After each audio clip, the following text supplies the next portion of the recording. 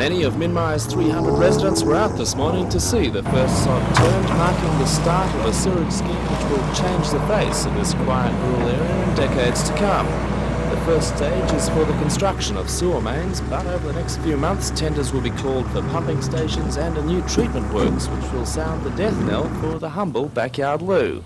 This is the westernmost township in the Newcastle city area, and in time it will become a centre for residential expansion. It's estimated the new services will cater for up to 2,000 people, but could be expanded to cope with future populations of more than 30,000 within several decades. The official ceremony wasn't as smooth as expected, with some residents fearful that their homes were being left off the line. I like this off here, there should be something done about it. Engineers promised they'd look into the complaints.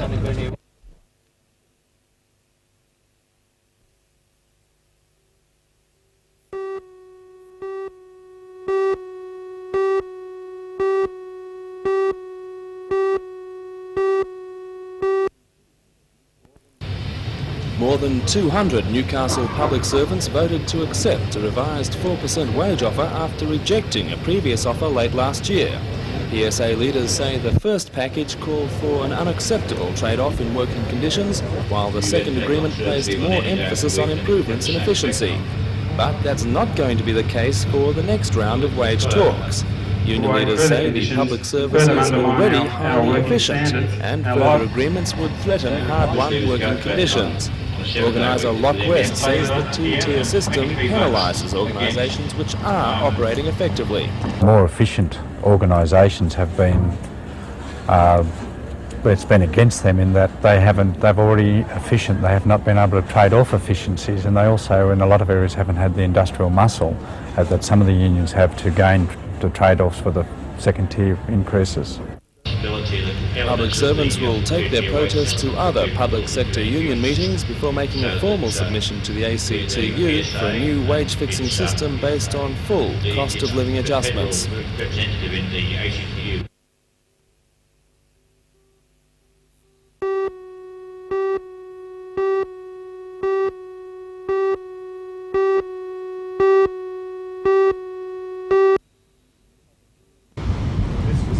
The view from the top of King Edward Park is one of the best in Newcastle.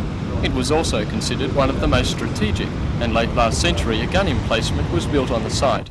During the Second World War, concrete lookout bunkers were added, but were abandoned soon after, and the site deteriorated.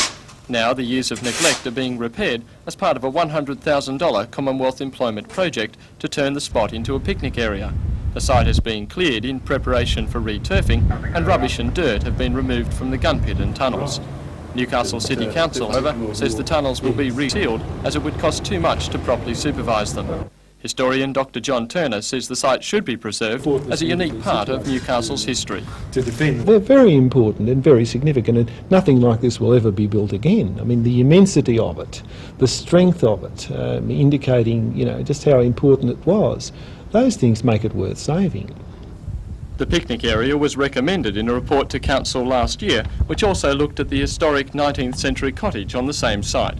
The report suggested the cottage could be used for a tea house or ranger's residence.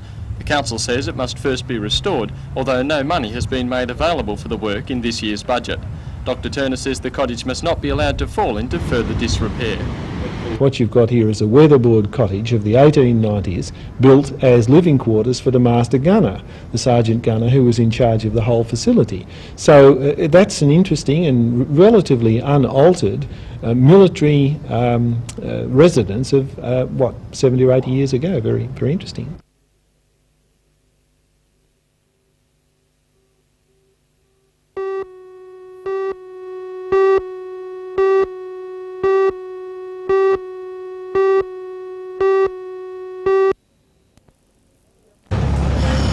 The Australian Medical Association regularly obtains Medicare figures which show many doctors who don't bulk bill charge more than the scheduled fee for some services. Member for Newcastle, Alan Morris, says patients are often confused about the level of their Medicare rebate, as often patients receive back 85% of the scheduled fee but have to pay the balance.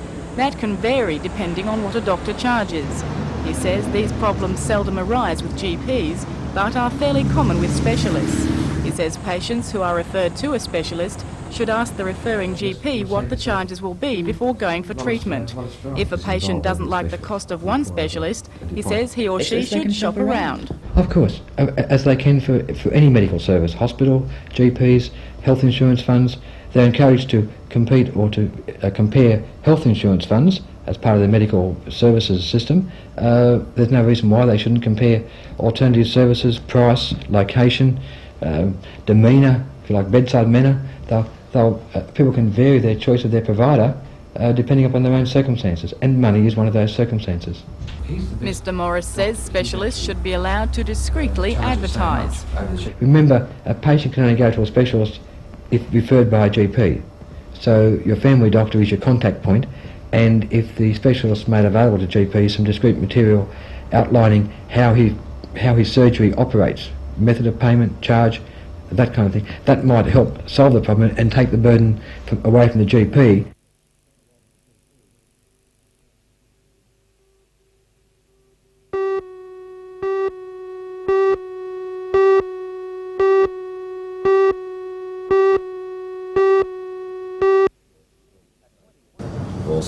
At 21, Stuart Deering is in his third year as the state's top goalie. Although he lives and trains in Newcastle, he plays for the Moorebank Liverpool club in the Sydney competition. He's been forced to play in Sydney to gain experience on synthetic AstroTurf, which is used in all top-class competition, but is not in Newcastle. Stuart's been playing the game since 4 and has had stints at the Australian Institute of Sport in Perth in 1985 and last year. Putting him through his paces today was his father Paul, Australia's top goalie for 10 years, who has had a fair amount of influence on the young star. In my early years a lot, because he really taught me my basics and just helped me out a lot, and then when I went to the institute they kind of like tuned me up there, and so he really did help me a lot when I was younger. Did you become a goalie because your dad was a goalie? No, I was a field player before goals when I was really young, but I just watched Dad one training session and I thought, oh, I might try that out, and I've stuck with it ever since. Meanwhile, Paul, who has played 69 tests for Australia and went to 3 Olympics, says his son has got what it takes to do the same. He's certainly come on since he's been to Perth. He's got the right attitude, and I think that's about 90% of the game. Your attitude, the basics are there. I think he's got hockey goalkeeping in his blood, coming from a hockey family. But I really think he's got what it takes, and they've certainly, in the last 2 or 3 years since he's been to the AIS, they've really sort of polished him up a little bit on his goalkeeping. Another Newcastle player is a late inclusion in the state team for the Bicentennial Challenge. Dave Willett, who also plays with Stuart Deering in Sydney, will take part in the challenge at the State Sports Centre in Homebush from the 19th to the 21st of this month.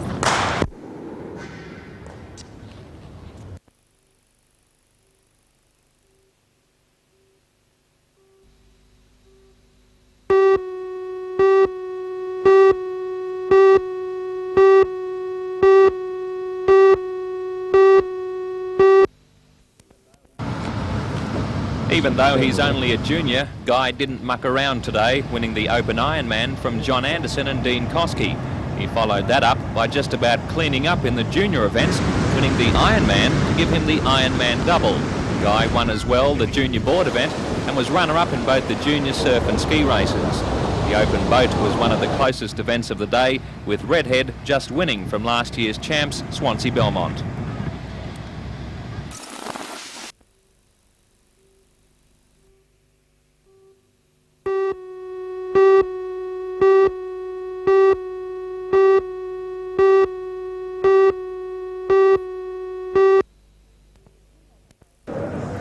The two-day show is organised by Personal Investment magazine to promote its product and the investment industry, and interest is growing. The Money Show started in Sydney 4 years ago and now travels to 15 centres around Australia each year. Organiser Rod Craig says an industry has sprung up as people look to make the most of their savings or superannuation. It's grown tenfold and will grow again with overseas corporations opening up in Australia as well. 30 companies were represented at this year's Newcastle show, where small investors could receive free advice or attend a number of specialist lectures. The lectures, which ran over the weekend, covered such topics as retirement planning, superannuation and rollover funds. According to Rod Craig, good advice is the most important step in making investments. Well, they talk to investment advisors, they talk to company representatives, but basically they try and balance their portfolio and get the best advice. Advice is just key to the whole operation.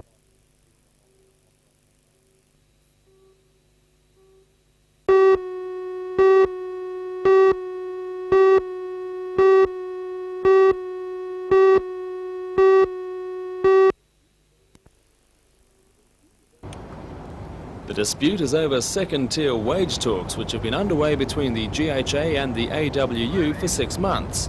A third agreement between the GHA and union delegates, and this compromise endorsed by the Industrial Commission, was rejected by the rank and file, who decided to continue the protest stoppage. The GHA reacted by shutting down the terminal in response to what they describe as industrial blackmail. So far, 2 grain ships are delayed. Late yesterday, the union had issued no response to a return-to-work order by the Industrial Commission.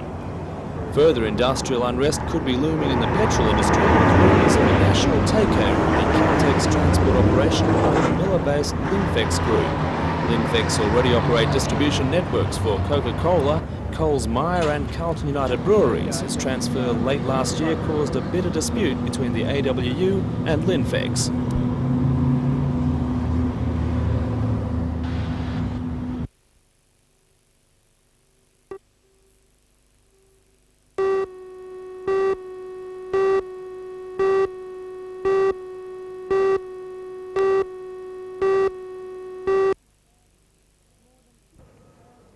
More than 60,000 people are on the waiting list for public housing around Australia, and many more live in inadequate housing. Shelter New South Wales announced today that it's coordinating a statewide campaign involving 400 housing organisations. The plan is to try to secure from the Unsworth government a commitment to major improvements in the housing area. And according to Margaret Henry, one of the organisers of tonight's seminar, the Hunter Valley has a particularly bad housing problem. With the downturn in mining and manufacturing in this area, this has had a very bad effect on domestic relations, breakdowns of families, and so you have almost every group being affected in some way by either inadequate housing or homelessness. Today, a range of housing experts flew into Newcastle to address tonight's forum. One of those was Barbara Bowden from South Australia. She says homelessness goes much further than most people think. When we talk about housing the homeless, we're not talking about providing housing for just the people who sleep out in the park benches and sleep under the bridges. But the whole homelessness problem is also about inadequate housing. The people who are in situations that are just uncomfortable or insecure, unstable, and that we're not coming to terms with at all.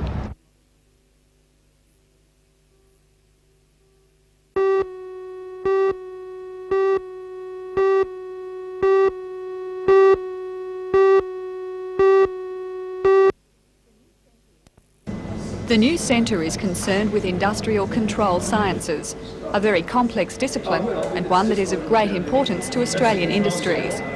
Together, Professor Graham Goodwin and Associate Professor Rob Evans research industrial processes using computers to help design more effective techniques. What we're involved in is the design of industrial control systems. And 2 projects we've done in the past include design of a control system for a rolling mill, where we're involved in getting accurate thickness control of the exit strip. And another project that was undertaken in this department was the design of the control systems for the new Australia Synthesis Telescope, which was built by CSIRO. The department was chosen over 140 other applicants throughout Australia, an indication of the calibre of their work. With the $670,000 from the government grant, the proud team will branch out into new areas of research. Professor Goodwin sees it as a boost, not just for the university, but the city of Newcastle as a whole. We're absolutely delighted by it. It's a very prestigious grant to come to the university. We worked very hard in the past to get this grant, and now that it's come, we're absolutely delighted. It'll mean a great deal to our research work.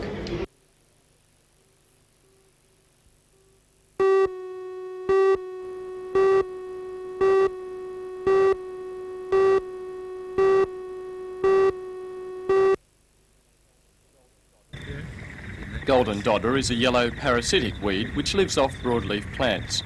The weed has been present in the valley for years, but the Department of Agriculture says it is now on the increase and is cause for concern. Right down the Hunter River, particularly along the river banks, there seems to be a lot of it. Similar reports have occurred from other areas in the state, so I presume seasonal conditions just at the moment. It's a weed that's been around for a long time, but it's certainly becoming important again now.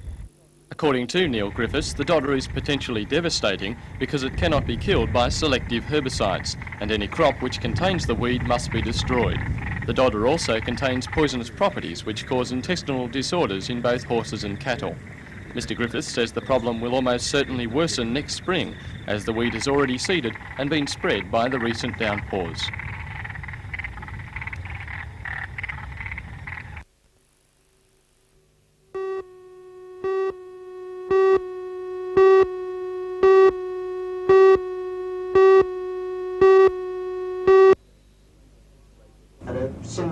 Lake Macquarie's Clean the Lake Committee invited local government leaders and the media on a tour of the lake's foreshores today. It was a chance to show how the operation will be conducted on Sunday and point out the problems. Nothing has been spared in motivating the residents. Guests on the trip were even treated to a jingle, firstly describing the lake if it isn't improved. Your kids have chronic asthma and the lake is full of sharks. The tourists come with their plastic bags and litter all our parks. Then how it could be with a little work. The golden lake is shining bright underneath the endless sky. Environment Officer Rod Kidd says the wade-in clean-up will be more than a gesture. The public can achieve a dramatic improvement if enough turn up. I think so, yes. Once people get down into the lake itself and realise what sorts of garbage is there and how much there is, and that they're responsible for putting it there, if that makes people think twice about responsible disposal of refuse in future, there'll be an ongoing benefit for the lake. Rubbish collection points have been arranged around the lake. The SES will have radio links coordinating the operation, and St John's Ambulance will be on standby just in case. The operation has the support of hundreds of clubs and businesses who've nominated sections of the shore as their responsibility. Although today's tour was strictly non-political, there was unavoidable tension, with member for Swansea Don Bowman sharing the crowded decks with arch-rival Ivan Welsh. Yesterday, the Mayor was outspoken in his criticism of a bicentennial grant announced for the Swansea Caves Beach project. Today, Mr Bowman retaliated. The project at Swansea and Caves Beach and the Marine Studies Centre will be a marvellous asset to the region, and I think we should rejoice in it.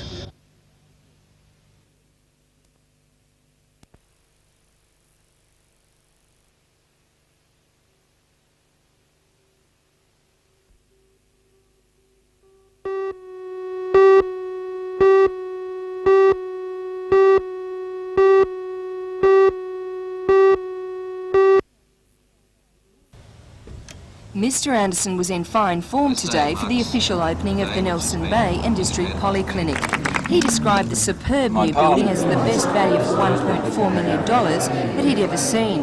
And he may well be right. The new clinic is architecturally very pleasant, and its features include accident emergency facilities and wards catering for 12 beds. The only cloud over the opening is the current dispute with doctors in the area, who are unhappy that they are to be paid country rates. Mr Anderson is clearly angry at their campaign. When we moved as a government to prevent the doctors being financially disadvantaged as a result of the decision of the Commonwealth last May, the end result was not only to protect their income but to increase it by $5 million, which represents about a third increase on what we'd paid the previous years for those services. That is a massive increase in anybody's language, and it occurred at a time when every other section of the Australian community have had to exercise restraint.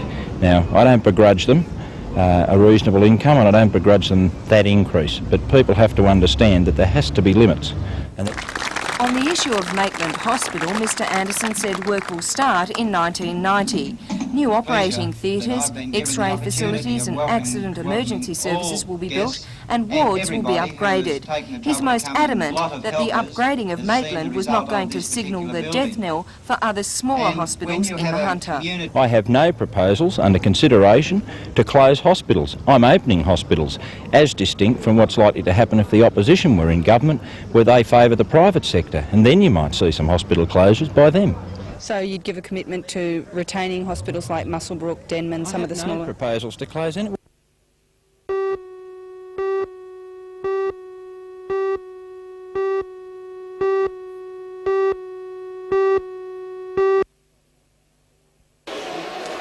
Colin Irvine specialises in the 100 and 200 metres backstroke events.